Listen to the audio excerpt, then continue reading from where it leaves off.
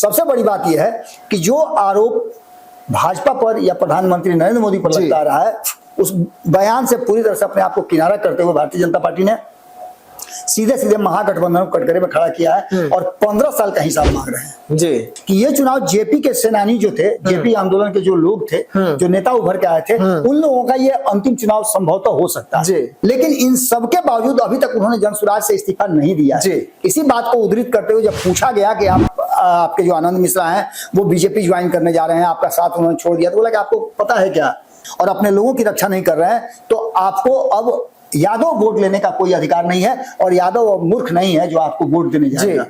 पप्पू यादव एक ऐसे शख्स हैं जिन्होंने ये साबित किया है कि यादवों का वोट सिर्फ लालू प्रसाद के पास नहीं है, उस वोट को कोई दूसरा भी ले सकता है, तोड़ सकता है। और ये दिखाने के बाद उन्होंने साफ साफ कहा है, जो अभी मुजफ्फरपुर में एक घटना घटी है जिसमें यादव परिवार के साथ मुश्किलें हुई है, उसको लेकर के वो गए हुए थे, तो उन्होंने कहा कि वही बात जो प्रशांत किशोर दोहरा रहे हैं जी, कि यादवों के लिए कुछ किया हो तो बताएं। नोरमा ग्रुप, जो सोचता है वो करता है, आपके अपने सपनों का आशियाना।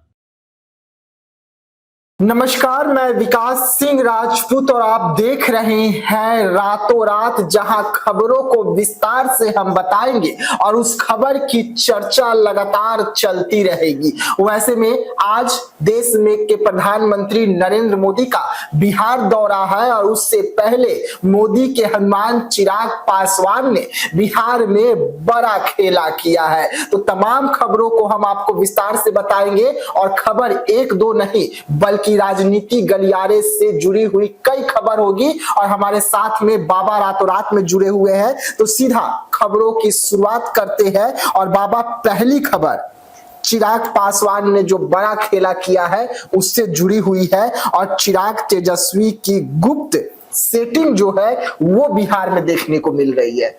देखिए विकास, इस खबर को बोलने से पहले या बताने से पहले इस पर जो प्रतिक्रिया है, शायद आप बता रहे हैं, जो कल शाम में चिराग पासवान पटना आए और पत्रकारों ने उनसे कई सवाल पूछे, उन सवालों के जवाब में जो बातें उन्होंने की और उन बातों में उनके बॉडी लैंग्वेज ने जो बात कही वो कुछ अलग कहानी कर रही थी। क्योंकि जिस तरह से पहले तो आपने देखा, संयोग से मुझे भी कल जाने का मौका मिला था एयरपोर्ट। मैंने देखा कि एयरपोर्ट में अभी आधे अधूरे काम हुए हैं जी, लेकिन उसके बावजूद भी चलिए उद्घाटन करना है, चुनावी साल है, काम तो होते रहेगा, लेकिन उद्घाटन होने से एक बात पता चलेगी कि हाँ कुछ काम हो रहा है, जिसको बताना भी था। और खास करके जब सरकार में आप होते हैं तो आपके पास ये ग्रीवांसेस होते हैं। चिराग पासवान जैसे ही पटना एयरपोर्ट पे लैंड किए और ये कार्यक्रम आप समझ ही रहे हैं कि प्रधानमंत्री नरेंद्र मोदी के कार्यक्रम में उनको रहना है, उस कार्यक्रम के अलावे भी कई कार्यक्रम उनके तय हैं। प्रधानमंत्री नरेंद्र मोदी का आज रात जो है वो पटना में रुकना भी है और उस रुकने को लेकर के भी बहुत सारी बातें सामने आई है, उसकी भी हम चर्चा करेंगे। लेकिन सबसे बड़ी बात जो आपने पूछा कि चिराग पासवान और तेजस्वी यादव के बीच जी गुप्त सेटिंग हो रही है, सेटिंग की बात कर रहे हैं आप। देखिए, चिराग पासवान और तेजस्वी यादव के बीच गुप्त सेटिंग का दूर दूर तक कहीं पर कोई असर नजर नहीं आ रहा है या होने की संभावना कम नजर आ रही है। हाँ, चुनाव जब जब आते हैं तब तब दोनों की का संबंध जोड़ा जाने लगता है, बहुत अच्छा दिखता है, संबंध जोड़ा जाने लगता है। और इस बात को क्लियर भी किया है चिराग पासवान ने। मैं कल सुन रहा था, उनकी जो बातें थी उसको मैंने सुना था। चिराग पासवान ने स्पष्ट कहा कि अगर मुझे जाना होता 2020 से बेहतर अवसर नहीं हो सकता था। बिल्कुल, अगर मैं वहां होता तो मुझे भी बहुत कुछ मिल गया होता जी, क्योंकि तब हमारे पास बहुत सारी ऐसी संभावनाएं थी। मैं अकेला हो गया था, मुझे अचानक से जी एनडीए गठबंधन से बाहर होना पड़ा था और महागठबंधन के कई लोग मेरी जगह पर आकर के एनडीए में शामिल हो गए थे। तो ऐसी स्थिति में मैं चाहता तो तब तेजस्वी यादव के साथ जा सकता था, मेरा छोटा भाई है। इसके साथ साथ उन्होंने जो एक बात कही जिसको लेकर के कल नीतीश कुमार के ट्वीट पर भी चर्चा हो रही है और अब चिराग पासवान ने जो बातें कही है कि मुझे भतीजा हुआ है जी, तो इस बात को लेकर के लोगों में कहीं ना कहीं मुझे भतीजा हुआ है, मैं मुलाकात तेजस्वी यादव से करने जा सकता हूं, तो आप लोग गलत मत लगाइएगा। उसका मतलब ये मत समझ लीजिएगा कि वो हमारा पारिवारिक रिश्ता है। और देखिए, रिश्तों को निभाने में चिराग पासवान बहुत अहमियत रखते हैं जी। उनका लाख डिफरेंसेस रहा हो नीतीश कुमार से, लेकिन जब भी मिले हैं, सामने पड़े हैं, तो पैर छू करके प्रणाम किया, चाहे जो परिस्थितियां जैसी भी रही हो।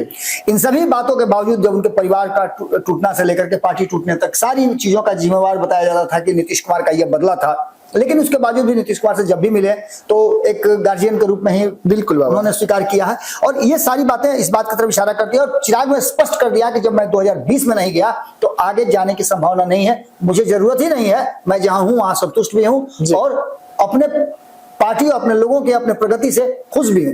आगे हमें काम करना है और हम काम करेंगे। जी देखिए, चिराग पासवान तेजस्वी यादव की गुप्त सेटिंग को लेकर जो खबरें चल रही थी कि चिराग पासवान और तेजस्वी यादव दोनों एक होने वाले हैं, दोनों के बीच में गठबंधन होने वाली है, उस पर चिराग पासवान ने रोक लगा दिया, साफ तौर पे चिराग पासवान ने ऐलान किया है। लेकिन दूसरी बड़ी खबर है बाबा कि बीजेपी ने महागठबंधन के साथ बड़ा खेला किया है बिहार में।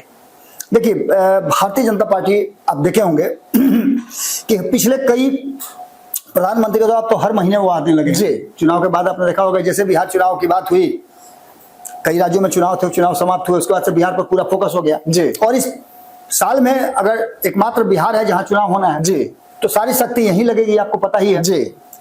जितनी बार भी आए हैं लोकसभा चुनाव के बाद प्रधानमंत्री बिहार, उतनी बार आपने देखा होगा कि एनडीए गठबंधन की बाँछें खेल जाती थी जी, लोग खुशी से झूमने लगते थे। इस बार आपको दिखने को मिला होगा कि वो बातें ट्यूनिंग नहीं नजर आ रही है। इस बार तैयारी एनडीए गठबंधन नहीं कर रहा है जी, बल्कि भाजपा कर रही है। तो निश्चित रूप से भाजपा को ये बात समझ में आ गई और मैं पिछले कई वर्षों से कह रहा हूं, विकास आप भी सुन रहे होंगे जी। मैं ये कह रहा हूं कि भारतीय जनता पार्टी चाहती है कि बिहार में उसकी लड़ाई सीधे सीधे राजद से हो जी, बीच में नीतीश कुमार नहीं हो जी। और ये स्थितियां कहीं ना कहीं उत्पन्न होती नजर आ रही हैं। कई सर्वे रिपोर्ट हमने देखे हैं। ऐसी स्थिति में कहीं ना कहीं भारतीय जनता पार्टी महागठबंधन पर दबाव बनाना शुरू कर रही है।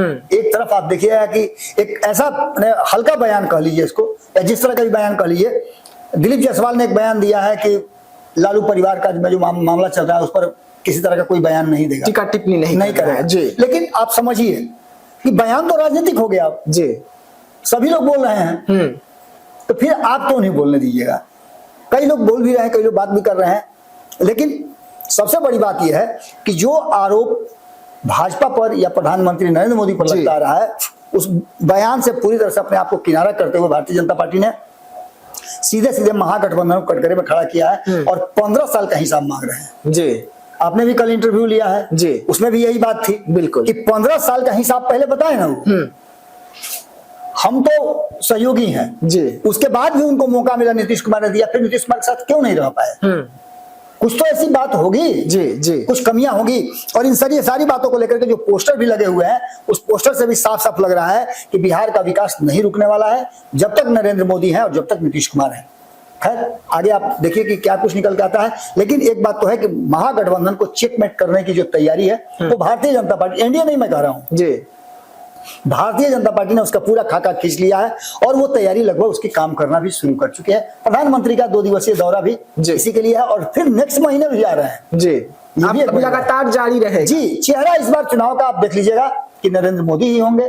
जो कमी मिशन 400 का जो फेल हो गए हैं, उस मिशन 400 को मिशन 225 पूरा करने के लिए बिहार में वो पूरा डेरा डालेंगे। मौका भी है और कहिए तो एकमात्र चुनाव बिहार में होने का फायदा भी मिल रहा है भारतीय जनता पार्टी को और बाकी के दलों को कि उनके पास तैयारी करने का पूरा मौका है। कहीं अन्य जाने की जरूरत नहीं है, बिहार में डेरा डाल लीजिए, यहीं पर रेवटी लगा लीजिए। कई लोग गंगा किनारे भी रेवटी लगा रहे हैं जी, भाजपा भी देखिए रेवटी लगा करके पूरा पटना छापे हुए। बिल्कुल।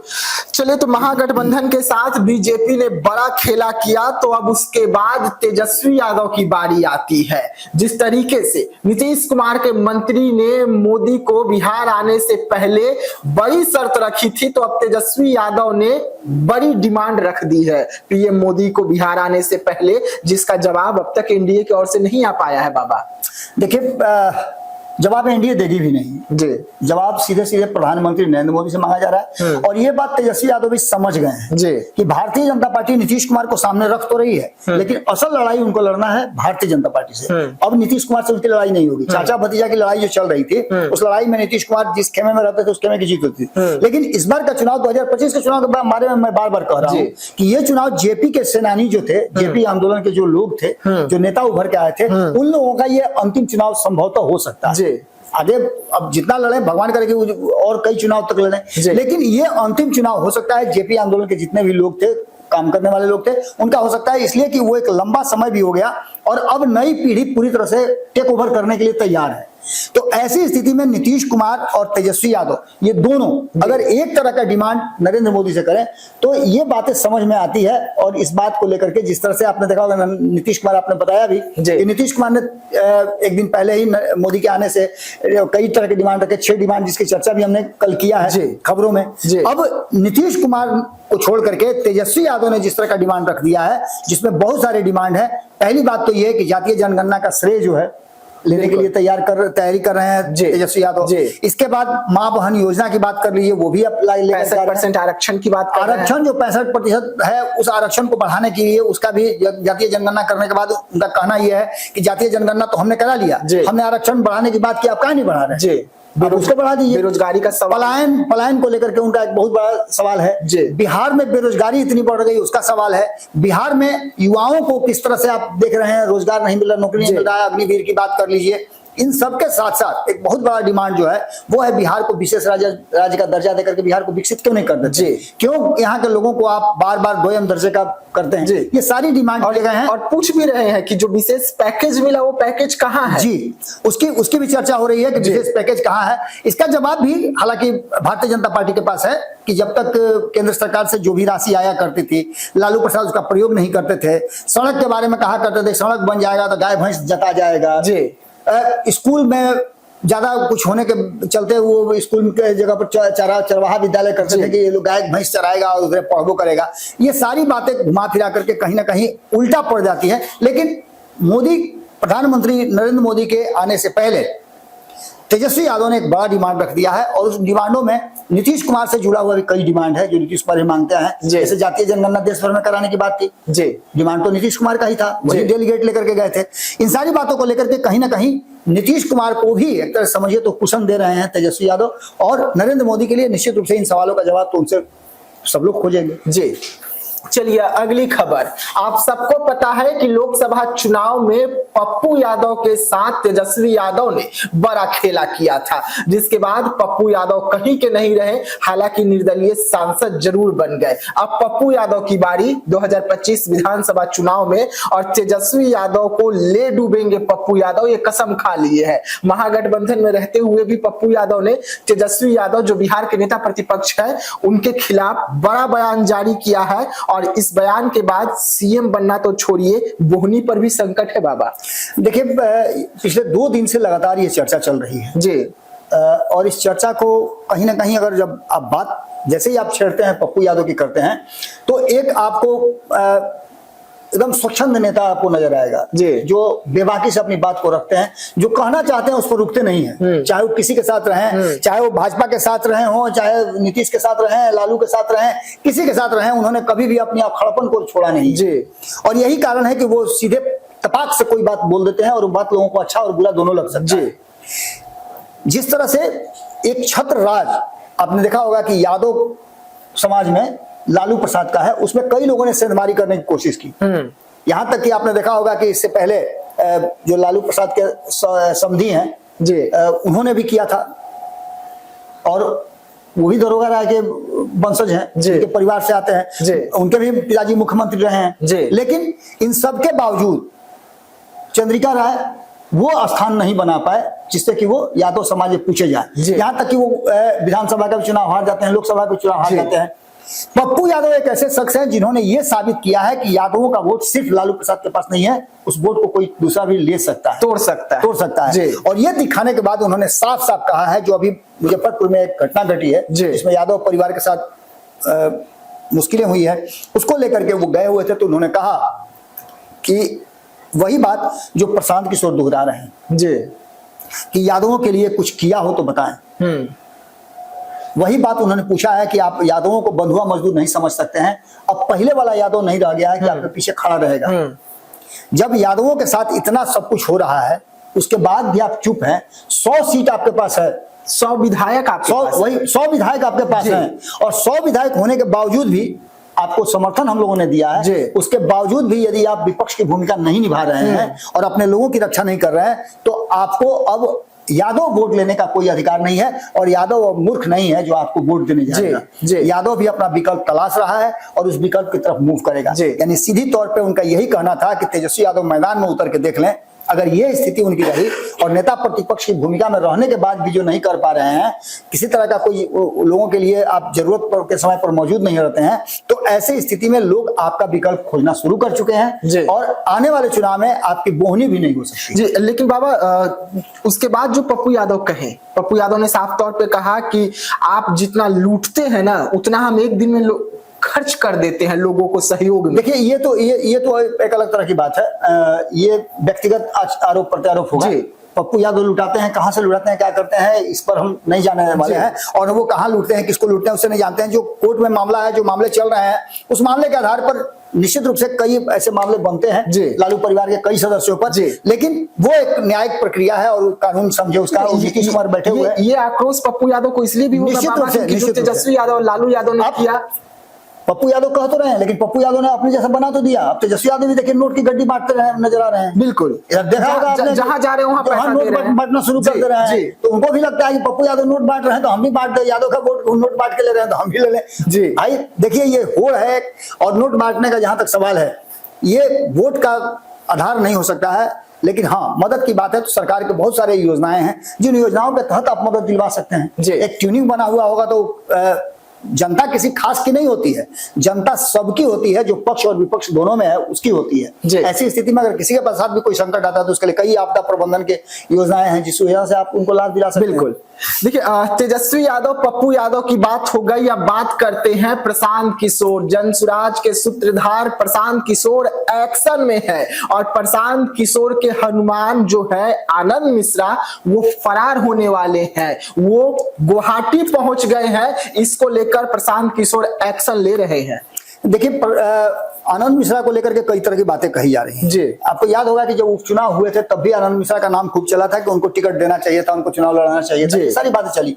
उसके बाद आनंद मिश्रा ने खुल करके जनसुराज में काम करना शुरू किया और आपने देखा होगा मोटरसाइकिल से लेकर के अन्य जुलूस निकालना। बिल्कुल जनसुराज का एक बड़ा कहा जाता तो हिस्सा स्टेक को लेकर के अपने साथ घूम रहे थे। बाबा सब कुछ ठीक ठाक चल रहा था। इधर कुछ दिनों से थोड़ा सा वो नजर कम आ रहे हैं। हो सकता है कि पार्टी में बहुत सारे लोगों को जिम्मेवारियां दी गई हो, ये भी कारण हो सकता है। इन सब को लेकर के अपने पद से इस्तीफा भी दिया। हाँ, इन सारी चीजों को लेकर के जो मामले सामने आए, उन्होंने जो इस्तीफा दिया उसको लेकर के लोगों का कहना यह था कि जनसुराज वो छोड़ने वाले हैं। हालांकि कई मीडिया चैनलों पर बातचीत के दौरान उन्होंने कहा भी कि वो बचपन में आरएसएस से जुड़े हुए थे, आरएसएस से प्रभावित थे, बीजेपी से प्रभावित थे। ये सारी बातें उन्होंने कही जरूर है, लेकिन इन सब के बावजूद अभी तक उन्होंने जनसुराज से इस्तीफा नहीं दिया है। इसी बात को उद्धृत करते हुए जब पूछा गया कि आपके जो आनंद मिश्रा हैं वो बीजेपी ज्वाइन करने जा रहे हैं, आपका साथ उन्होंने छोड़ दिया, तो बोला कि आपको पता है क्या, आपके पास कोई एप्लीकेशन है, कोई प्रमाण है? कौन कहा आपको, किसने कहा? क्या आनंद मिश्रा ने यह बात कही है? हाँ, उन्होंने इतना जरूर कहा कि हाँ 1 करोड़ लोगों की पार्टी है, 1 करोड़ लोग फैसले लेते हैं, 1 करोड़ लोगों में से एक आदमी आनंद मिश्रा भी हैं और वही एक आदमी मैं भी हूँ। ना आनंद मिश्रा का कोई विशेष स्टेक है, ना मेरा कोई विशेष स्टेक है। हाँ, जो जैसा काम कर रहा है उसके हिसाब से ये 1 करोड़ लोग फैसला करते हैं कि पार्टी कैसे चलेगी। उसी 1 करोड़ में से अगर एक आदमी निकल भी जाता है तो कोई बहुत बड़ी बात नहीं होगी। लोगों के जुड़ने और आने का सिलसिला जारी है। उन्होंने बहुत ही बेहतरीन ढंग से चीजों को समझाने की कोशिश की और मीडिया कर्मियों को बताया कि आप इससे पहले भी मैं यात्रा पर था, इसी जगह आया हुआ था सिवान में, आप मेरे साथ थे। तब कितने लोग मेरे साथ थे, आज मेरे साथ कितने लोग हैं? तो हम बढ़ रहे हैं कि घट रहे हैं? और रहा सवाल आनंद मिश्रा का, तो उन्होंने बताया कि उनकी कोई मामला था जो नौकरी के दौरान कोर्ट में केस चल रहा है, जिस केस को लेकर के उन्होंने कहा था कि मेरी जिम्मेवारियां उधर भी हैं, मेरे जो पिछले 10 दिनों के छुट्टी पर 10 दिनों के लिए मैं जा रहा हूं, इस बीच में मैं अपने जिम्मेवारी से मुक्त होकर के जाना चाहता हूं कि वहां जाकर के क्या होगा केस में, उस केस में मेरे ऊपर किस तरह की बातें होंगी, ये सारी बातें हमको देखना है और इसी के लिए मैं अपने पहले पद से हट जाना चाहता हूँ। आगे उन्होंने कहा कि वो जैसे ही आएंगे और उनको जो उससे भी बड़ा पद उनको देने के लिए हम लोग तैयारी कर रहे हैं। तो सीधी तौर पे आप समझिए कि आनंद मिश्रा को लेकर के जो भ्रांतियां थी उसे कहीं ना कहीं प्रशांत किशोर ने दूर करने की कोशिश की, लेकिन आनंद मिश्रा का जो रुख है, उनका जो बयान है, उस बयान का और जो प्रशांत किशोर की बातें हैं वो दोनों कहीं ना कहीं मेल नहीं खा रही हैं। अब आगे देखना होगा कि जब लौट करके आते हैं तो क्या होता है। प्रशांत किशोर पॉजिटिव बयान तो दे रहे हैं, लेकिन आनंद मिश्रा प्रेशर पॉलिटिक्स कर रहे हैं। बिल्कुल होता है, अक्सर होता है, ये तो चलता ही है, राजनीति में चलता है।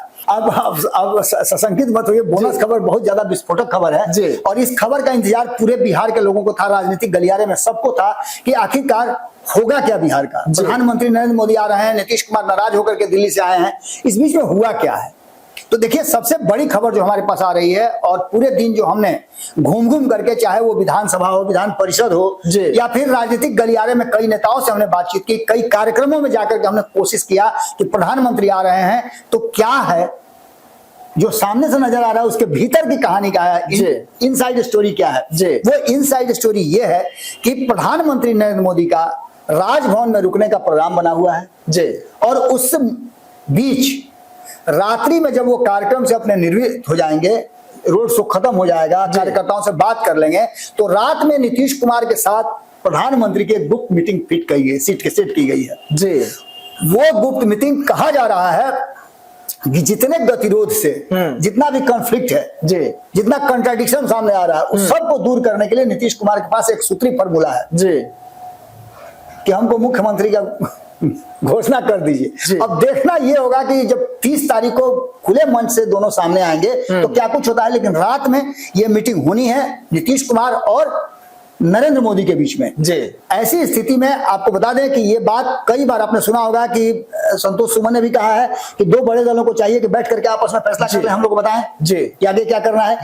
इन बातों पर आपने देखा होगा कि उपेंद्र कुशवाहा बिल्कुल चुप्पी साधे हुए हैं और नीतीश कुमार पर ही उन्हें छोड़ दिया है।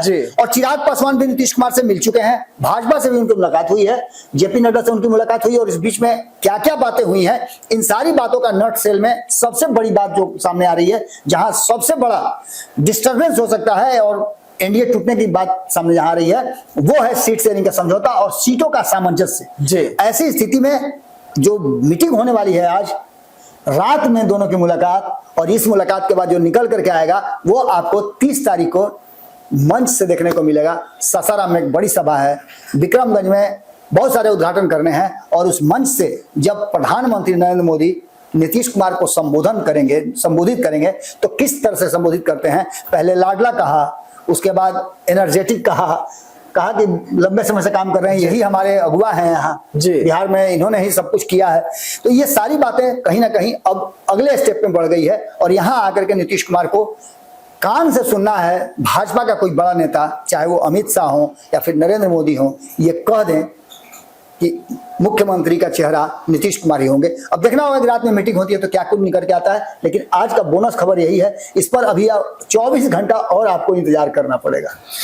चलिए, तो आधी रात को पीएम मोदी और नीतीश कुमार की बड़ी बैठक होने जा रही है, ये बोनस खबर में हमने आपको बताया। अब इस बोनस खबर को जो हम आपको बताए हैं, इसका असर 24 घंटे बाद यानी कि बीते दिनों आपको देखने को मिलेगा। लेकिन बिहार की राजनीति गर्म है, गर्म तमाम मुद्दों को लेकर है, लेकिन इसी बीच में आज शाम 5 बजे प्रधानमंत्री बिहार पहुंचेंगे, पटना पहुंचेंगे। उसके बाद क्या कुछ होगा, लगातार मोदी के आगमन पर हमारी नजर बनी रहेगी। तो आप तमाम खबरों के लिए रहिएगा भारत लाइव के साथ। कल सुबह 7 बजे फिर हम हाजिर होंगे रातों रात लेकर, तब तक दीजिएगा इजाजत। धन्यवाद। पनोरमा ग्रुप, जो सोचता है वो करता है।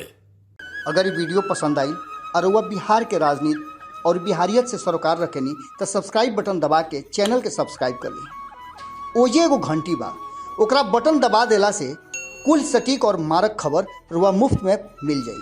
अगर रुआ पत्रकारिता के हमनी के नया प्रयोग में सहयोग कर चाहतानी तो ज्वाइन बटन दबा दी। पेटीएम नंबर नोट कर ली 9386816700। धन्यवाद।